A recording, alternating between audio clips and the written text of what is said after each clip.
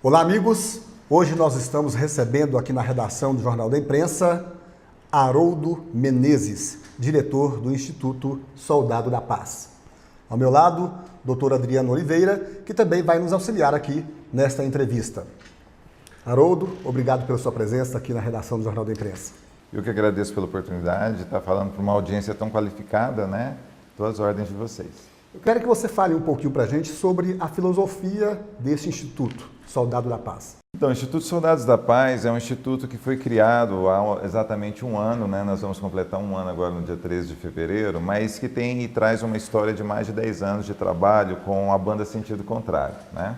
A banda Sentido Contrário ela foi criada há 10 anos atrás com a intenção de trabalhar na difusão da cultura de paz, em especial em ambientes educacionais, né? Trabalhando o que a Unesco estabelece como uma filosofia de conduta para a construção de um mundo de paz. Então, a filosofia do Instituto dos Soldados da Paz, que é a sua pergunta, né, é difundir a cultura de paz datadamente para os jovens. Ela tem algum sentido religioso? Não, é uma instituição não religiosa e talvez seja esse o nosso grande diferencial, né? Porque esses ambientes de debate, né, de valores, né, para condição de construção de um mundo melhor, comumente eles se dão em ambientes religiosos, né? Mas o Instituto Soldados da Paz não é um instituto religioso. Nós também da banda Sentido Contrário desenvolvemos um trabalho também não religioso. Tem alguma ligação com o famoso Mahatma Gandhi, o grande líder indiano pacifista? Mahatma Gandhi, né, a grande alma, né?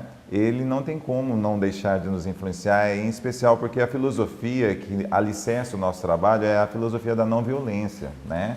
Que ficou difundida, estruturada e conhecida por Gandhi na Índia.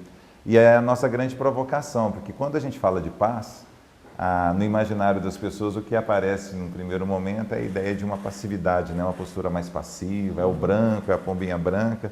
E, na realidade, o nosso discurso está no fato de que, se nós queremos conquistar um mundo de paz, nós temos que ter uma atitude proativa. Nós temos que ser combativos, mas utilizando armas não violentas, né? A nossa principal arma, né, que a banda usa, que o Instituto usa, é a criatividade, é a ação proativa, é o debate, né, é a prospecção da condição de construir efetivamente um mundo melhor, até porque os índices de violência na atualidade, eles exigem da sociedade essa postura. Se a gente ficar sentado, meditando, né, ouvindo músicas que nos dê uma condição natural de harmonização, pura e simplesmente, nós não vamos alcançar, né, a transformação social que nós precisamos alcançar, a fim de que nós possamos ter uma vida melhor. Existe aquela máxima de que violência gera violência. Hoje a gente vê aí nas TVs, nas grandes produções cinematográficas, novelas, muitas ações relacionadas à violência. Isso não é prejudicial? Olha, é engraçado que isso é um debate extenso, né? Ontem mesmo eu estava acompanhando um outro programa, onde o debate era sobre esse programa que agora está num desses veículos principais, né, de comunicação, onde havia um debate onde se dizia, olha, que futilidade, né? E o debatedor dizia também uma coisa que eu concordo com ele, falou assim, a liberdade, ela está no indivíduo, quando ele é acionado, né, por uma proposta, uma provocação violenta, ou às vezes até um tanto quanto fútil, o indivíduo tem a liberdade de trocar de canal. E o retrato do que traz a televisão, o retrato do que traz esses programas, é um retrato efetivamente do que é a sociedade. Mas o fato é que é um retrato do que é a sociedade, não em sua totalidade, né? Então, às vezes, a massificação ou a criação de uma condição do que a gente chama de mesmice dentro dos veículos de comunicação é que é injusto.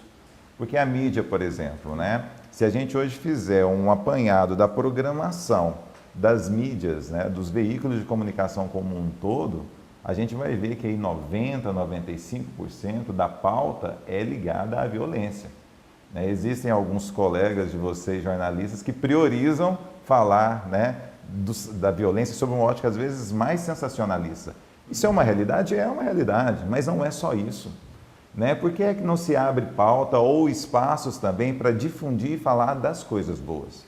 E nós sabemos, eu costumo provocar, e fica uma provocação, né, para a audiência do Jornal da Imprensa, faça você um cálculo aí. Quantas pessoas, né, do mal você conhece e quantas pessoas do bem você conhece? Eu digo pessoa do bem, eu não estou falando de santo, né? Ninguém é santo, nós somos pecadores, somos pessoas que temos, né, nossas dificuldades. Mas a gente vai encontrar mais pessoas bacanas do que pessoas, né, com um perfil não bacana. Então, por que é que esse espaço nas mídias, nos veículos de comunicação, sofre uma proporção inversa? É algo a se refletir, né? Óbvio, nós temos que retratar a realidade como ela se apresenta, e ela se apresenta num patamar de violência muito grande.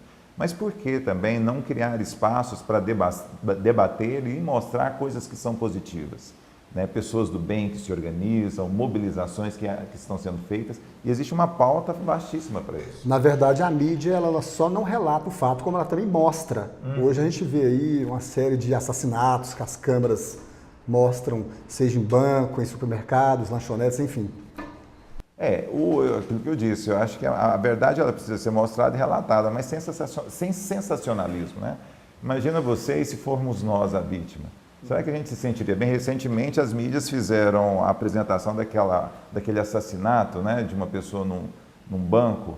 Você imagina sobre o olhar do pai, da mãe, da esposa, do filho, vendo a agonia daquele cidadão sendo morto. Precisa mostrar aquilo daquela forma, daquela maneira? Eu acho, no meu ponto de vista, eu acho que isso é um abuso. Retratar o fato, orientar até para que o cidadão tenha cuidado, tome cuidado, saiba como proceder, eu acho que isso é importante, é necessário. Mas precisa ter esse sensacionalismo, mostrar o sangue, mostrar o tiro, mostrar a agonia do indivíduo sendo morto, né? Eu acho que isso precisa ser repensado.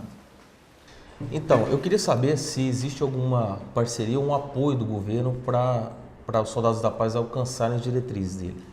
Olha, o governo do estado, a prefeitura de Goiânia, né, o governador Marconi Perillo, o prefeito Paulo Garcia, foram pessoas muito sensíveis sempre que nós os procuramos, né? Pessoas atenciosas, atenderam às nossas demandas.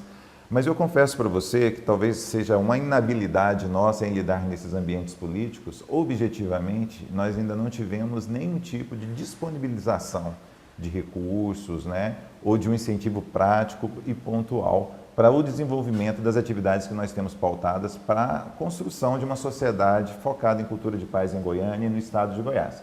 Mas a gente sabe que o tempo nessas instituições é um tempo diferente do nosso tempo, né? Em que a gente está acostumado a lidar. Então nós temos esperanças que na medida da necessidade as coisas venham a aparecer e ter as respostas pontuais que nós esperamos. Esse instituto, Haroldo, ele é só aqui no Brasil ou ele tem ramificações em outras partes do mundo? Olha, o que aconteceu foi que o Instituto ele foi criado, né, como eu disse no início da nossa entrevista, a partir de 10 anos de um trabalho de uma banda, né? A banda, em sentido contrário, como escolheu trabalhar dentro desse nicho que a gente chama de cultura de paz, nós começamos a frequentar, ser convidados a trabalhar em festivais e atividades ligadas à cultura de paz. E nós tivemos a oportunidade de sair do Brasil, né? Então nós já fizemos algumas turnês fora do país e isso fez com que nós conhecêssemos também outras instituições. Nesse sentido, nós temos também, né, algumas relações internacionais, mas o foco nosso mesmo é Goiânia, né, e o estado de Goiás com algumas prospecções nacionais. E esse instituto ele é composto de quais segmentos da sociedade? De profissionais liberais, jornalistas, músicos, cantores, políticos? Na realidade, a gente fala que o Instituto Soldados da Paz ele tem por objetivo formar um grande exército de pessoas de bem, né? Então a gente sempre convida as pessoas a conhecer o Instituto, aproveitando a audiência, né? Para conhecer o que nós somos, é só acessar o soldadosdapaz.org, né? Soldados com S.org, lá você vai poder conhecer o que nós somos, as nossas proposições e as nossas ações. Então a gente costuma dizer, nós somos trabalhadores, pessoas de bem, cidadãos, né, que doamos do nosso tempo de forma voluntária para a construção de um mundo melhor. Né? E por que nós fazemos isso? Porque nós temos interesse direto, nós vivemos nesse mundo. Né? E a gente entende que se nós não nos organizarmos, se nós não nos unirmos, nós não vamos alcançar a condição de ter um mundo que a gente possa viver bem, né? Porque os nossos filhos possam viver bem. Então, se existe a vontade em integrar, é só chegar e integrar. Nós somos uma organização que tem demandas de atividades em todas as áreas, em todos os setores. Óbvio que nós temos um foco e um instrumento de trabalho mais focado, direcionado para a arte, né? Porque a arte para nós é um instrumento de difusão de mensagens que possam levar as pessoas a refletir o seu papel na sociedade frente a essa temática que é a cultura de paz. Mas para que a gente possa ter condições de difundir isso, existem uma série de outras ações, né, que estão no meio desse processo que precisam ser trabalhadas, comunicação, administração, contabilidade, né?